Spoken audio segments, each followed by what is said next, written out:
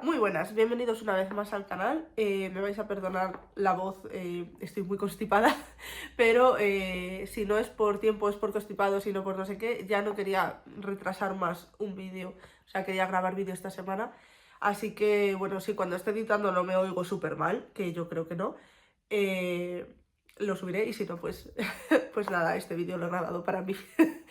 Eh, no quería dejar pasar la oportunidad, ya que tengo tiempo, de grabar historia de, o sea, de grabar el análisis de Historia de una escalera de Antonio Bueno Vallejo. Es una obrita muy corta de teatro que me leí el día 31 de enero, porque tengo el firme propósito de leerme un clásico todos los meses, al menos, ya que el año pasado no leí absolutamente ninguno. Es algo que me he propuesto y de verdad lo quiero cumplir.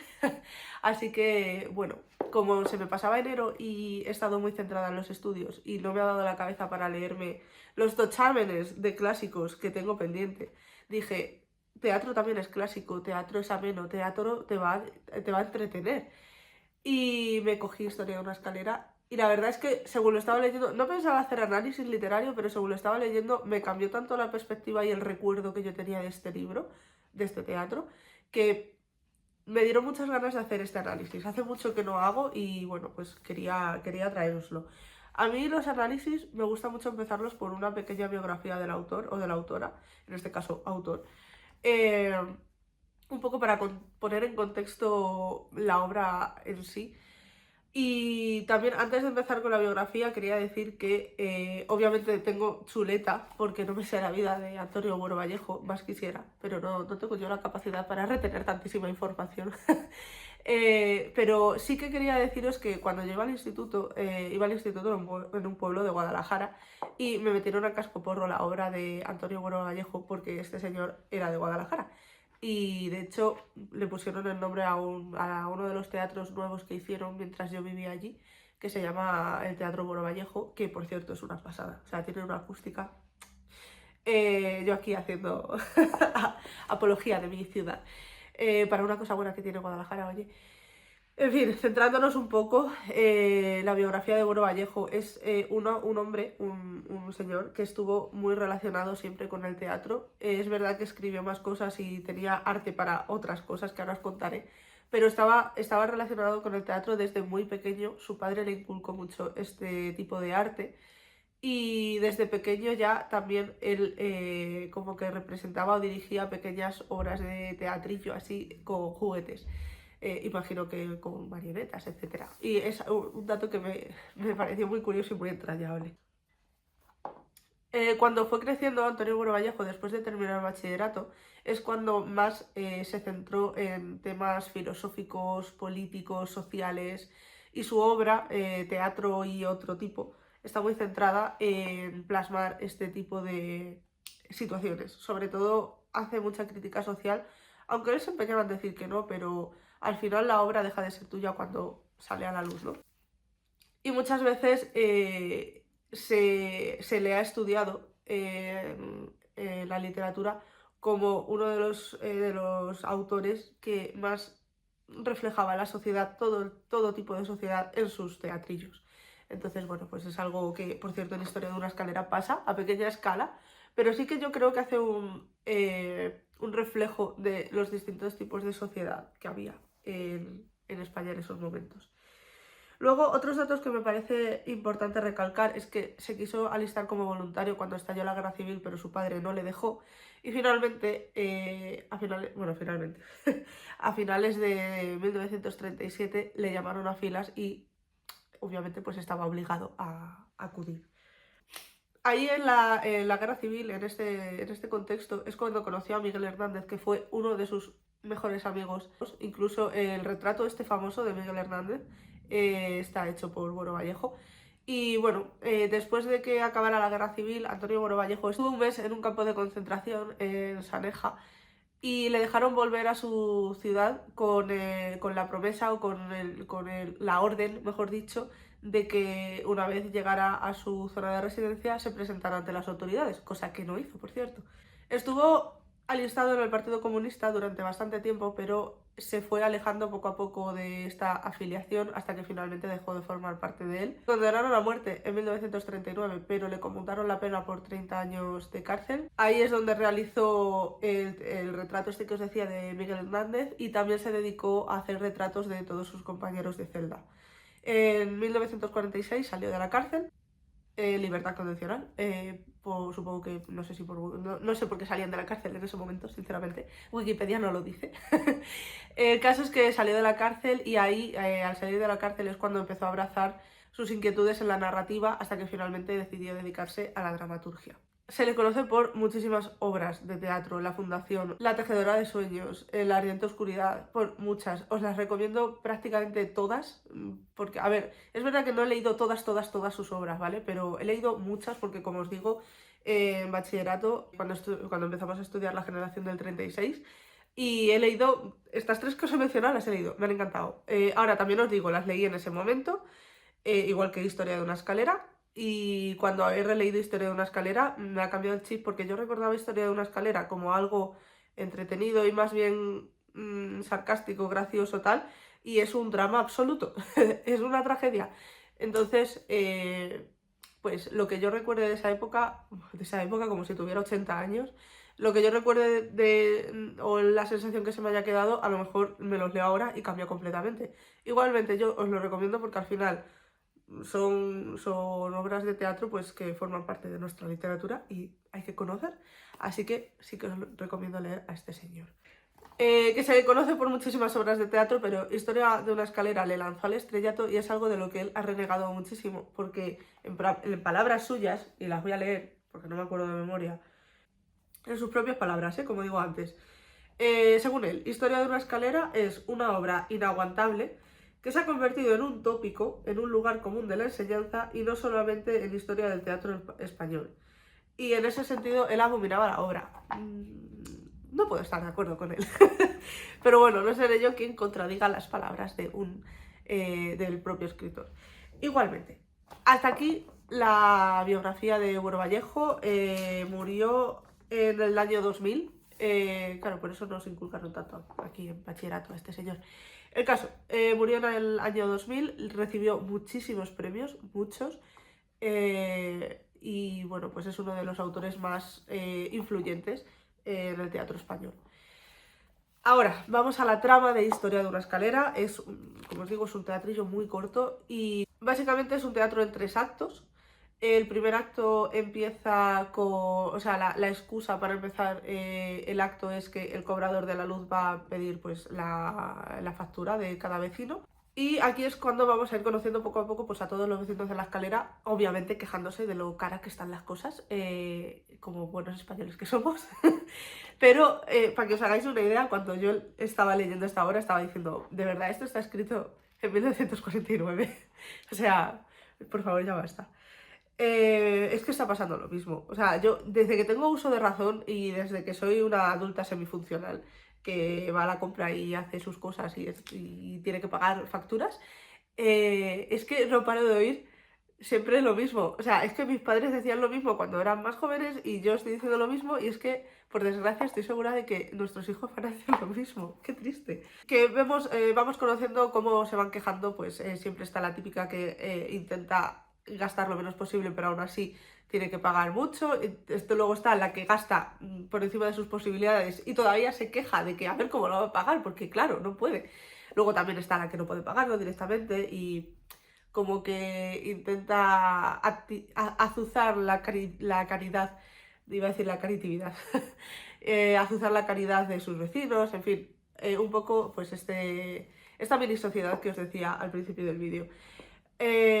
¿Cómo no? Enseguida, o sea, enseguida, yo no sé cómo lo hace Bueno Vallejo, pero enseguida nos vamos a dar cuenta de las rencillas que se tienen unos a otros, de todos los chismes, de todo, de quién te cae mal, quién te cae bien, pero a la cara pues vamos a hacer como que nos caes bien, porque al final tienes que convivir con esas personas.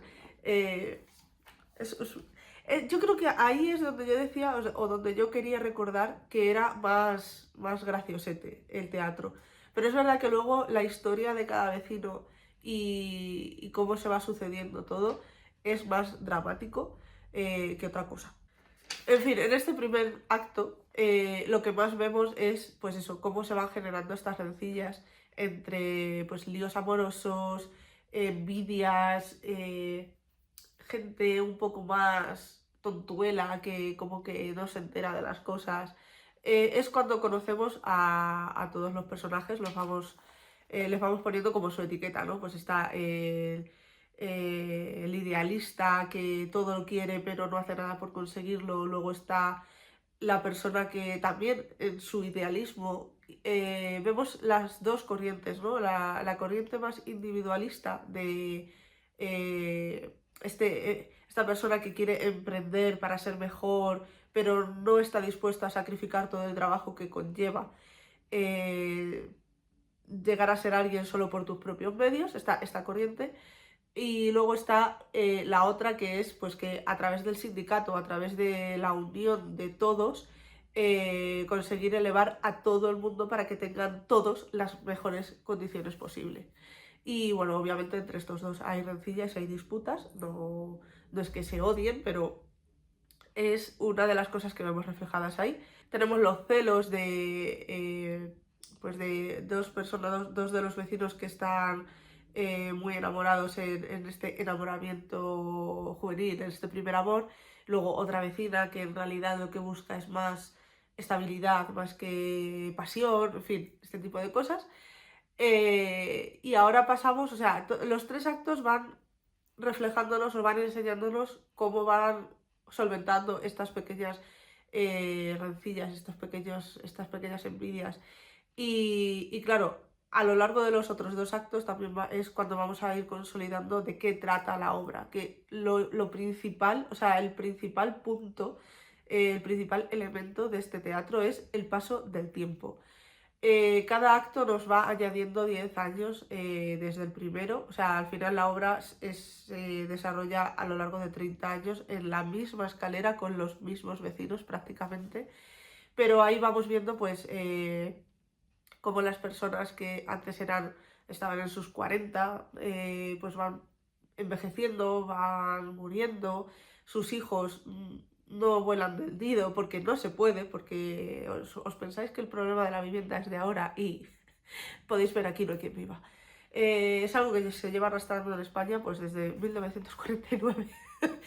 No, ahora en serio, vemos cómo la falta de oportunidades hace que se repitan patrones y en esta hora yo veo muchísimo determinismo, o sea, mucho como que aunque tú luches, o sea, aunque los personajes luchen por salir de ahí y luchen por tener mejores oportunidades, la vida viene como viene y no puedes volar tanto como tú quisieras. Entonces eso también se refleja bastante. Tenemos también, obviamente, el conflicto amoroso entre Fernando, Elvira, que no me acordaba, Rosa y Urbano. O sea, ahí hay un mare magnum de sentimientos. Luego también está Catalina, o sea, no, Catalina, no, perdón, Carmina.